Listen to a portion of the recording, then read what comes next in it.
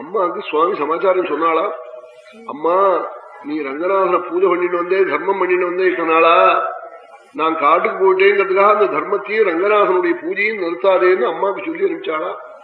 அப்படி எல்லாம் தோணும். SSLC பையனுக்கு மார்க் குறைஞ்சு போச்சுன்னு கோவிலுக்கு வச்ச மண்டபடியை நிறுத்தி விடுவான், துவாதசி கட்டல சாப்பாட்டா நிறுத்தி விடுவான். அப்படி எல்லாம் தோணும், துர்புத்தி அப்படி எல்லாம் தோணும். அப்படி எல்லாம் பண்ணாதே அம்மான் நாளா. தர்ம நித்யாயதாகாலம்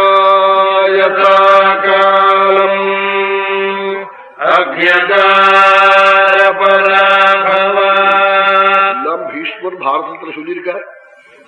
பெரிய தர்மங்கள் பண்ணிட்டு வர குடும்பத்துல ஏதாவது நடப்புற ஒரு சின்ன சிரமம் வரலாம். அந்த சிரமம் இந்த தர்ம பலம் நினைக்காது. ஏதோ தலை போக வேண்டியது ஒரு தலப்பாவோட போச்சு, சின்னதோட போகும். அதை புரிஞ்சுக்கோன்னு SSLC மார்க்கு குறைஞ்சிருந்ததுன்னா ஒரு தர்ம குடும்பத்துல ஏதோ ஒரு ஆளை சாப்பிட வேண்டியது 200 வருஷம் படிக்க முடியா பண்ணிருக்குன்னு புரிஞ்சுக்கணும். விவேகிகள் அப்படி தெரிஞ்சுக்கணும் தர்மத்தினுடைய பெருமையே. தர்மத்தை மறக்கவே மறக்காதே அம்மா. அக்னிஹோத்திர சாலையில அப்பாவுக்கு பில் பிடிக்க போறத தாமசிக்க வச்சு பண்ணாதே, காத்துக்கிட்டு இருக்கணும்.